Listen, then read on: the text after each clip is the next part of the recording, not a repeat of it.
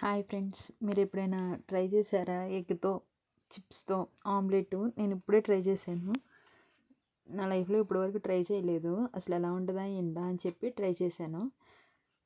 ఇది టేస్ట్గా ఉందా లేకపోతే లేదా అనేది మీకు వీడియో లాస్ట్లో చెప్తాను, చూడండి. వీటికి కావాల్సిన ఎగ్స్, బింగో ప్యాకెటు, సాల్టు, కారం. ఇప్పుడు ఒక బౌల్ తీసుకుని దాంట్లో సాల్ట్ వేసుకొని కొంచెం కారం వేసుకున్నాను. తర్వాత 2 ఎగ్స్ అనుకున్నా కానీ 1 ఎగ్గే వేసాను. అసలు ఎలా ఉంటుందో ఏంటో టేస్ట్ చూద్దామని చెప్పి. నచ్చితే కనుక ఇంకోసారి వేసుకోవచ్చు కదా. ఇప్పుడు దీంట్లో కొంచెం ఎగ్ అనేది బీట్ చేసేసి బాగా మనం ఆమ్లెట్కి ఎలా చేస్తాం అలాగే చేసేసి, బింగోస్ అనేవి బాగా పొడిలా కాకుండా కొంచెం ముక్కలు ముక్కలు లాంటివి వేసుకోవాలి. దీన్ని బాగా ఇప్పుడు బీట్ చేసేసి చూద్దాం ఎలా వస్తుందా ఏంటా అని.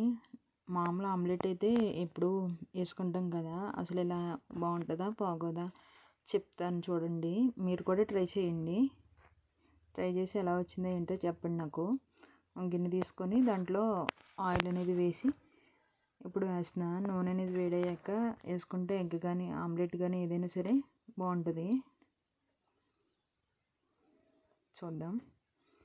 ఆయిల్ హీట్ ఎక్కింది, ఇప్పుడు వేసాను అనమాట. చూడండి, ఆమ్లెట్ వేసినప్పుడు స్మెల్ అయితే భలే ఉంటుంది అసలు. మన ఇంటి పక్కన వాళ్ళు వెనకోళ్ళు ఎవరు వేసుకున్నా సరే ఆమ్లెట్ స్మెల్ వస్తే ఆమ్లెట్ తినాలనిపిస్తుంది కదా.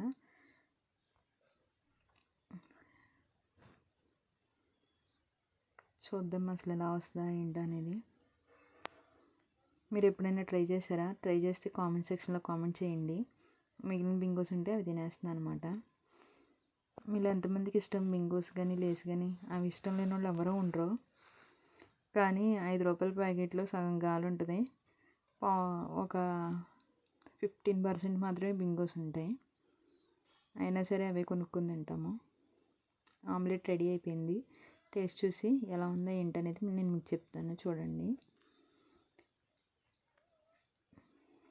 కొంచెం ఆడింది.